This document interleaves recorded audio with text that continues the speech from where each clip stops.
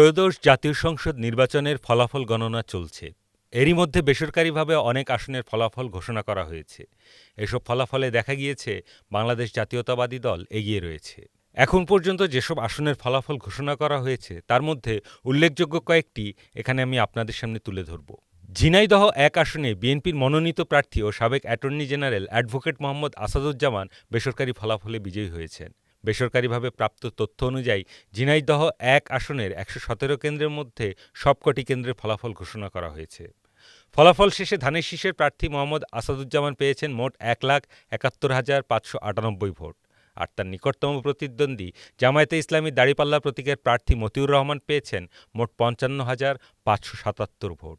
কুড়িগ্রাম ৪ আসনের বেসরকারি ফলাফলে দাড়িপাল্লার প্রার্থী মোস্তাফিজুর রহমান বিজয়ী হয়েছেন। তিনি পেয়েছেন ৭৮,৯৪৩ ভোট।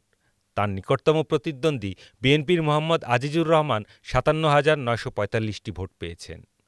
এছাড়া ইসলামী আন্দোলন বাংলাদেশের প্রার্থী হাফিজুর রহমান ৯,৪৪৯টি ভোট পেয়েছেন। কুমিল্লা ৪ আসন থেকে বেসরকারিভাবে নির্বাচিত হয়েছেন এনসিপি মনোনীত প্রার্থী হাসনাত আবদুল্লাহ। তিনি মোট ভোট পেয়েছেন ১,৭২,০০০। এ আসনে তার নিকটতম প্রতিদ্বন্দ্বী গণ অধিকার পরিষদের প্রার্থী মোহাম্মদ জসিমউদ্দিন পেয়েছেন ২৬,০০০ ভোট। এ আসনে মোট ভোটার সংখ্যা ছিল ৪,১০,৫৫৯ জন। নাটোর ৩ আসন থেকে বেসরকারিভাবে নির্বাচিত হয়েছেন বিএনপির প্রার্থী মোহাম্মদ আনোয়ারুল ইসলাম আনু। তিনি মোট ভোট পেয়েছেন ১,১৯,৫৮৫টি। এ আসনে স্বতন্ত্র প্রার্থী দাউদার মাহমুদ ঘোড়া মার্কা নিয়ে পেয়েছেন ৬১,০৫৩টি ভোট। জয়পুরহাট ২ আসন থেকে বেসরকারিভাবে নির্বাচিত হয়েছেন বিএনপির প্রার্থী মোহাম্মদ আব্দুল বারী।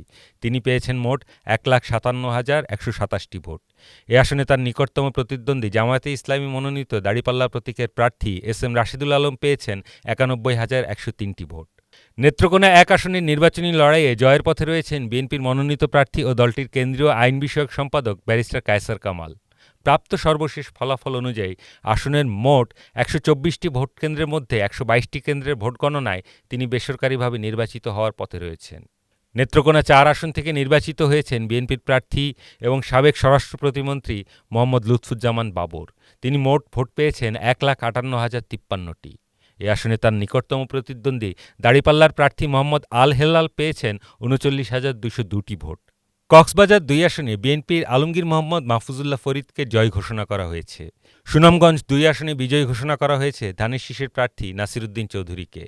তার নিকটতম প্রতিদ্বন্দ্বী ছিলেন জামায়াত সমর্থিত শিশির মনির।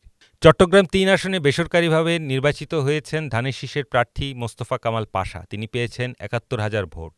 তার নিকটতম প্রতিদ্বন্দ্বী জামায়াতে ইসলামীর দাড়িপাল্লার প্রার্থী মোহাম্মদ আলাউদ্দিন পেয়েছেন ৩৬,০০০ ভোট। চট্টগ্রাম ৭ আসন থেকে বেসরকারিভাবে নির্বাচিত হয়েছেন বিএনপি মনোনীত প্রার্থী হুম্মাম কাদের চৌধুরী। তিনি মোট ভোট পেয়েছেন ১,০১,৩৬৭টি। তার নিকটতম প্রতিদ্বন্দ্বী জামায়াতে ইসলামীর প্রার্থী এটিএম রেজাউল করিম পেয়েছেন ৩৮,৬৬৫টি ভোট। চট্টগ্রাম ১৫ আসন থেকে বেসরকারিভাবে নির্বাচিত হয়েছেন বাংলাদেশ জামায়াতে ইসলামের প্রার্থী আলহাজ শাহজাহান চৌধুরী। দাড়িপাল্লা প্রতীকে তিনি ভোট পেয়েছেন ১,৭২,১৬১টি।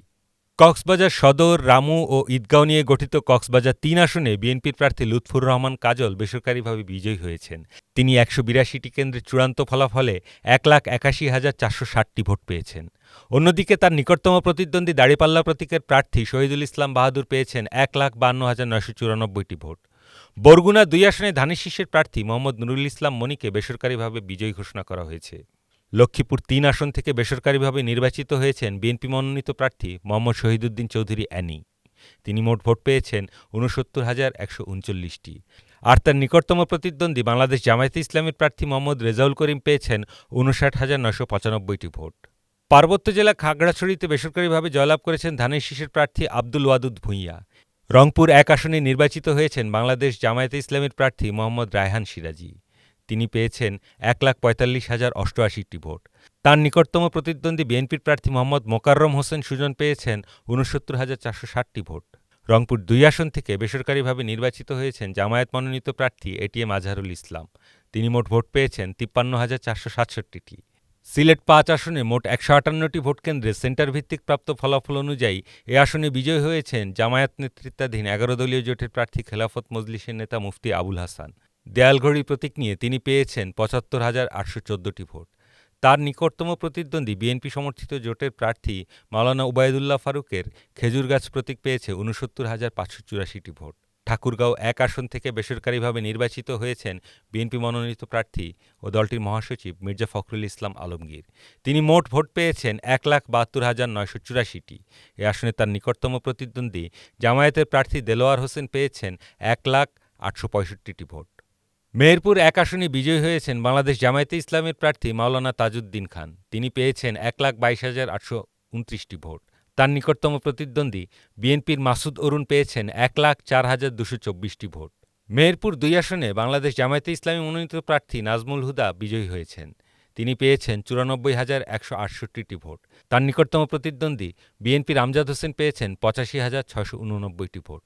গাইবান্ধা ২ আসনে জামায়াতে ইসলামীর প্রার্থী মোহাম্মদ আবদুল করিম বিজয়ী হয়েছেন। তিনি পেয়েছেন ১,২১,০৯৮টি ভোট। তার নিকটতম প্রতিদ্বন্দ্বী বিএনপির আনিসুজ্জামান খান বাবু পেয়েছেন ৯১,৩০৬টি ভোট। কিশোরগঞ্জ ৪ আসনে বিএনপির প্রার্থী অ্যাডভোকেট ফজলুর রহমান বেসরকারি ফলাফলে নির্বাচিত হয়েছেন। ১৫০টি কেন্দ্রের ফলাফল অনুযায়ী তিনি মোট ১,৩২,৫৫৩টি ভোট পেয়েছেন। তার নিকটতম প্রতিদ্বন্দ্বী জামায়াতে ইসলামের প্রার্থী অ্যাডভোকেট শেখ মোহাম্মদ রোকন রেজা পেয়েছেন ৫৫,৬৪৬টি ভোট। ভোলা ২ আসনে দ্বিতীয়বারের মতো সংসদ সদস্য হিসেবে নির্বাচিত হলেন বিএনপির কেন্দ্রীয় কমিটির নির্বাহী সদস্য হাফিজ ইব্রাহিম। তিনি পেয়েছেন ৬৫,২৪৫টি ভোট। অন্যদিকে তার প্রতিদ্বন্দ্বী জামায়াত সমর্থিত মাওলানা ফজলুল করিম পেয়েছেন ৬১,৫৪৯টি ভোট। প্রিয় দর্শক, এখন পর্যন্ত আমাদের হাতে আসা ফলাফলগুলোর মধ্যে উল্লেখযোগ্য কয়েকটি আসনের তথ্য আমরা আপনাদের সামনে তুলে ধরলাম। এমন আরও কিছু ফলাফল নিয়ে আমরা নিয়মিতভাবেই হাজির থাকব আপনাদের সামনে। আমাদের সঙ্গে থাকুন। ধন্যবাদ।